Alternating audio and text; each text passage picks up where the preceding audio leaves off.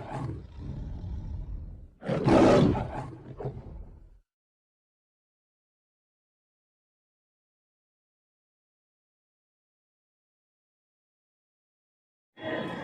My dear friend, this is शिवाला performance of करी series. My dear bro, आज के एपिसोड पे हम जिस शख्स से रूबरू करा रहे हैं वो है डॉक्टर दिलीप यादव।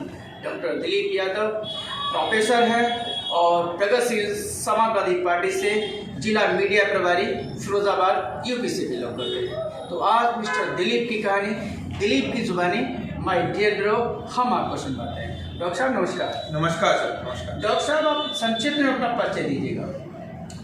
मैं डॉक्टर दिलीप यादव प्रगतिशील समाजवादी पार्टी का एक छोटा सा कार्यकर्ता हूँ और अक्सर समाज में मैं जहाँ गरीब तबके को देखता हूँ तो मेरे अंदर एक पीड़ा जागृत होती है। मैं कोशिश करता हूँ मैं जितनी मदद कर सकूँ उतनी मैं उन लोगों की मदद कर सकूँ। बस यही मेरा एक परिचय है, गरीबों के साथ खड़े रहना।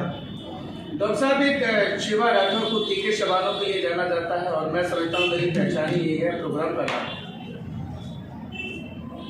समाजवादी पार्टी, प्रगतिशील समाजवादी पार्टी, दोनों में अलायंस हो। किसी भी पार्टी के जब अलायंस होता है तो यह मुकम्मल होता है कि जिस पार्टी के उसका अलायंस हो रहा है समझौते के तहत उसको कितनी सीटों में समझौता के दस्तखत किए गए।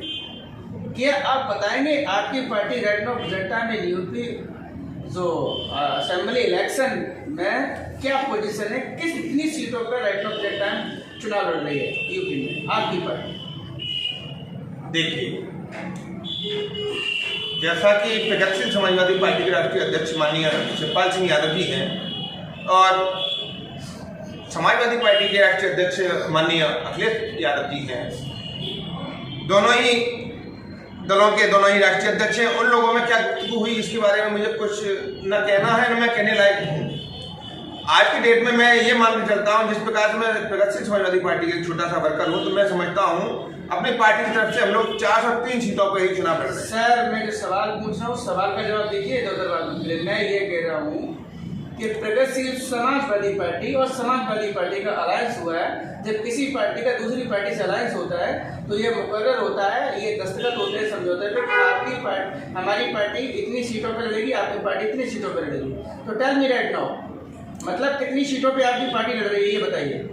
मैंने आपसे कहा ना, हमें हमारे राष्ट्रीय अध्यक्ष जी ने एक निर्देश दिया है कि आप जहां भी हैं, जिस जिले में, जिस विधानसभा में हैं, वहां उस व्यक्ति की मदद करें जो कि समाजवादी पार्टी की टिकट पर लड़ रहा है। हम 403 विधानसभा पर चुनाव लड़ते हैं। मैं सीधा सीधा एक बात जानता हूं, जो राष्ट्रीय अध्यक्ष जी का निर्णय है हम उसमें पूरे तरीके से उनका साथ खड़े हुए हैं, कदम से कदम मिलाकर खड़े हुए हैं। उन्होंने निर्देश दिया है 403 विधानसभाओं पर जहां जहां मेरे कार्यकर्ता हैं, मेरी पार्टी के वर्कर्स हैं, वो सहयोग करें समाजवादी पार्टी का।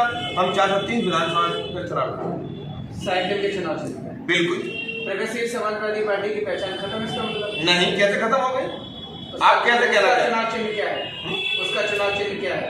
चुनाव चिन्ह अभी चुनाव आयोग ने हमें स्टूल चुनाव चिन्ह दिया। स्टूल चुनाव चिन्ह पे कितनी विधानसभाओं पे आप लड़ रहे हैं?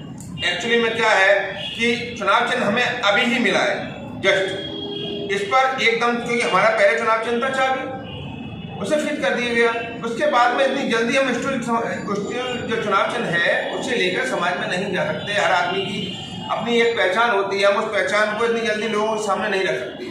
डॉक्टर साहब, जो निर्दलीय प्रत्याशी होते हैं पूरे प्रदेश में, जहाँ पे भी जो पर्चा दाखिल करते हैं उसके बाद उन्हें निर्वाचन आयोग से सिंबल मिलता है, उस सिंबल पर वो चुनाव लड़ते हैं। जहाँ पे भी आपकी पार्टी के अगर स्टूल है तो आपको तो सिर्फ एक लेटर हेड जारी करना था कि हाँ ये हमारा चुनाव चिन्ह मिला है, जो चुनाव आयोग ने दिया है उस पर आप मोहर लगवाइएगा, उस पर उसी से आपका वो होता, वोट पड़ता उस पर आपका। ऐसा क्यों नहीं किया गया? ऐसा इसीलिए नहीं किया गया, देखिए निर्दलीय जो प्रत्याशी है उसे एक विधानसभा पर लड़ना, हमें 403 विधानसभा पर लड़ना, ठीक है ना। इतनी जल्दी में अब 403 को आप अलाव रहे हो ना, संवैधानिक नहीं है। 403 में आप अलायंस के साथ लड़ रहे हो, आप नहीं लड़ रहे, ठीक है। आप नहीं लड़ रहे हैं, कृष्णा पटेल के साथ लड़ रहे हैं, आप जो जैन जी की पार्टी के साथ लड़ रहे हैं, आप प्रगतिशील के साथ लड़ रहे हैं, साइकिल के साथ लड़ रहे हैं, आप नहीं लड़ रहे हैं, ठीक है। इसमें बहुत सारी पार्टियां हैं साथ में, राजनीति के साथ आप लड़ रहे हैं जो आप कह रहे हो। आपकी अकेली पार्टी नहीं है सर। मैं बिल्कुल आपकी बात से सहमत हूँ। लेकिन आप ये बताएं गठबंधन का मतलब क्या है? नहीं, गठबंधन जहाँ आपका सिंबल नहीं है ना, तो आपको पता नहीं ना सर। आप ये बताएं आपका सिंबल से स्टूल है ना, स्टूल पे आप हमारी पार्टी का अलायंस है कि नहीं है? आप ये बताएं। अरे अलायंस में आपको कितना अलायंस में हम हैं या नहीं? आपको विभाजन आपको हिस्सा कितना मिला? हर चीज स्वार्थ से नहीं मानी जाती है। आपने कह दिया आप स्वार्थी हैं, हम स्वार्थी नहीं है, हमें जरूरत नहीं हिस्से की। अगर मेरे राष्ट्रीय अध्यक्ष जी ने जिस बात पे भी ऐलान किया है, 36 सीटें ली तो मतलब स्वार्थी है, राजभर ने सीटें मांगी स्वार्थी है। आप इसकी बात कर रहे हैं? क्या गठबंधन सिर्फ समाजवादी पार्टी में ही है, अन्य दलों में नहीं है? आप बताइए अन्य दलों में नहीं। ऐसा कोई दल है? हमारे राष्ट्रीय ऐसा कोई दल है जो बिना सीट के लड़ रहा है? हाँ, ये हमारा दल है। हम त्याग हमेशा ही हमारे माननीय राष्ट्रीय अध्यक्ष ने त्याग किया है, त्याग करेंगे, और उस त्याग में हम लोग उनके साथ खड़े हुए हैं हर तरीके से, कांधे से कांधा मिलाकर, कदम से कदम मिलाकर। वो जैसा निर्देश करेंगे हम आजीवन, जब तक हमारे अंदर निजी स्वार्थ के लिए आपने कार्यकर्ताओं को मनोबल को डाउन कर दिया सर? बिल्कुल नहीं किया, हमारे किसी भी कार्यकर्ता का मनोबल डाउन नहीं है। ये तो सिर्फ बीजेपी वालों की एक चाल है, वो हम लोगों में फिर से बढ़ाना चाहते हैं। एक बार बढ़ा चुके हैं, फिर कोशिश कर रहे हैं कि फिर दोबारा से हम लोग जी पार्टी आज भी है, पार्टी आज भी है। कौन कह रहा पार्टी नहीं? जरूरी है कि लड़ाई लड़ रहे हैं। हम 4-3 विधानसभाओं पर स्टूल पे कितने लड़ रहे हैं? समाजवादी पार्टी का साथ दे रहे हैं, आप फेल साथ दे रहे हैं, बिल्कुल फेल नहीं हुए हैं। आप देखिए हमारा एक एक कार्यकर्ता, देखिए आप मैदान में है कि नहीं है, संघर्ष कर रहा है। बीजेपी वालों के 100 के ऊपर एक मेरा कार्यकर्ता। टेक्निकल बात करिए, टेक्निकल बात। मैं टेक्निकल बात ही कर रहा हूँ सर। अच्छा ये बताइए, अभी जो आप डॉक्टर हैं और स्कूलों की जो इसमें कंडीशन है कि स्कूल कई दिनों से बंद चल रहे हैं, और जबकि ऑनलाइन के नाम पर जो स्कूलों से जो फोन आते हैं बच्चों के पास, फीस ली जाती है, इस संदर्भ में आप क्या कहेंगे? देखिए इस मामले में सेंट्रल गवर्नमेंट और स्टेट गवर्नमेंट दोनों ही दोषी हैं सर। आप जिस तरीके से चुनाव को देख रहे हैं कि चुनाव यहाँ जहाँ चल रहे हैं, वहाँ रैलियां हो रही हैं। एक आदमी को शायद मेरे रैली की तो कोई परमिशन नहीं है सर। आप रैली में किसी को रैली आप वर्चुअल रैली में परमिशन सर बिल्कुल बात सुनिएगा। जहाँ प्रत्याशी वोट मांग रहा है आप देखिए, आप रैली बोलते हैं ना, तो रैली सर जहाँ आप प्रत्याशी जहाँ वोट मांग रहे हैं, आप बताएं कितने लोगों को परमिशन है? एक प्रत्याशी के साथ 20 लोगों को परमिशन है। क्या आपने दिखाया? अभी तक आपने दिखाया जहाँ प्रत्याशी जा रहा है वोट मांगने, वहाँ मेरी समझ से उसके साथ 500 लोग घूम रहे हैं। क्या अगर आप ईमानदार, तो चुनाव आयोग को देखना चाहिए। मैं तो डालना हूँ ना, मैं तो वीडियो डाल रहा हूँ, चुनाव आयोग को चेक करना चाहिए। क्या आपने कहीं भी रिपोर्ट में ये कहा है कि देखिए 500 प्रत्याशी चल रहे हैं? इस प्रत्याशी मैं वीडियो लगाता हूँ सर, क्या इसमें क्या मानूं मैं? आपने चैनल नहीं देखा ना, तो ये आपकी प्रॉब्लम है। मैं भी आपको ईमानदार पत्रकार की सूची में डाल दूं क्या? मुझे तो ये लग रहा है आप भी ईमानदार पत्रकारों की सूची में आ रहे हैं। ईमानदारी का सर्टिफिकेट आपसे मांगने के लिए मोहताज नहीं है ये पत्रकारिता। नहीं, पत्रकारिता बिल्कुल मोहताज है, मुझे दिखाई दे रहा है। क्योंकि जिन बिंदुओं पे आपको बात करना चाहिए उन बिंदुओं पर बात न करके आप ये चाह रहे हैं कि प्रगतिशील समाजवादी पार्टी और समाजवादी पार्टी में क्या अलायंस हुआ है, आपको ये चिंता है। प्रगतिशील समाजवादी पार्टी के मीडिया प्रभारी जिला, आपको इसकी चिंता है, आपको बेरोजगारी की चिंता नहीं है, आपको रोडों की चिंता नहीं है। बताइए बेरोजगारी में आप क्या बोलेंगे? बताइए आप बताएं कहाँ कितनी नौकरियां मिली हैं, आप बता दें मुझे। युवा इस कोविड काल में मैं समझता हूँ नहीं जाने कितना युवा तो ओवर एज हो गया, उन्हें नौकरी नहीं मिल पाई। क्या उसके लिए क्या किया बीजेपी गवर्नमेंट ने?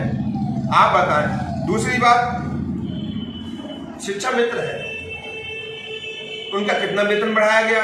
आप बता। अन्वेषक जिसे 7,000 रुपए मिलता है, मात्र 7,000 रुपए मिलता है, 7,000 रुपए में कौन अपना घर चला पा रहा है? एक अन्वेषक जो शिकोहात में रह रहा है और उसकी ड्यूटी एक ब्लॉक में लगी हुई है, यहाँ से लगभग 60 किलोमीटर पड़ता है। अब वो किसी भी वाहन से जाएगा तो 7,000 रुपए से ज्यादा उसे तो किराए में खर्च करने पड़ेंगे मंथली। फिर वो अपने बच्चों का पेट किससे पालेगा? क्या ये गवर्नमेंट को नहीं दिखाई देता? आपने स्कूलों के ऊपर कुछ नहीं बोला सर। आपका मैंने तो स्कूल के ऊपर जवाब, मैं स्कूल के ऊपर ही बात कर रहा हूँ। आप अन्वेषक के आगे मैंने स्कूल के ऊपर बोला आपको। हाँ तो मैं बता रहा हूँ, अगर जिस तरीके से सर वोट मांगने के लिए 500 लोगों को लेकर चला जा रहा है, क्या चुनाव आयोग या गवर्नमेंट, क्या मशवरा है सरकार के लिए? आपका क्या मशवरा है? मेरा मशवरा है हर तरीके से स्कूलों को खोल देना चाहिए, बच्चों के भविष्य के साथ खिलवाड़ नहीं करना चाहिए। अगर आपके चुनाव हो सकते हैं तो बच्चों के स्कूल भी खुले। अगर कोई महामारी आती है, अगर कोई प्रॉब्लम क्रिएट होती है तो उसके लिए कोई कौन जिम्मेदार है? क्या बच्चों के स्कूल खोलने से महामारी आएगी क्या? आपको पता है कि हिंदुस्तान में पहली बार जिला फिरोजाबाद के इतिहास में इतने बच्चे मरे हैं जो कोविड के दौरान, इतना बच्चा कभी नहीं मरा जितना फिरोजाबाद जिले में मरा। आप अच्छे से जानते हैं आपके जिले में। अगर ऐसा कुछ होता है उसकी जिम्मेदारी कौन लेगा सर? जिम्मेदारी आप बताइए। सेंट्रल गवर्नमेंट को 8 साल हो गई और स्टेट गवर्नमेंट को 5 साल हो गए सर। आप बताएं जिस प्रकार से यहाँ आप बताएं फिरोजाबाद जिले में कितनी ऐसी बैंकें हैं, ब्लड बैंकें हैं जो हैं, आप बताएं इतना बड़ा जिला है लेकिन ब्लड बैंकों की इतनी बुरी तरह कमी है, आदमी कहाँ जाए? अगर यहाँ आज व्यक्ति को ब्लड की जरूरत पड़ती है तो उसे सीधा आगरा जाना पड़ता है, लाइनों में 2-2 दिन तक मैंने लगा देखा है। अगर 2 दिन तक जिसे अटेंडम जरूरत होगी ब्लड की, 2 दिन तक लाइन में लगा रहा है, उसका पेशेंट की क्या कंडीशन होगी आप बताएं? क्यों गवर्नमेंट ने विचार नहीं किया इन चीज़ों पर? ऑक्सीजन कहाँ है? ऑक्सीजन सिलेंडर कहाँ दे? कभी गवर्नमेंट ने कुछ सोचा ही नहीं। 30 सेकंड में आप कोई महत्वपूर्ण संदेश देश की जनता को, समाज की जनता को, जो बहुत महत्वपूर्ण है, आप बताइए।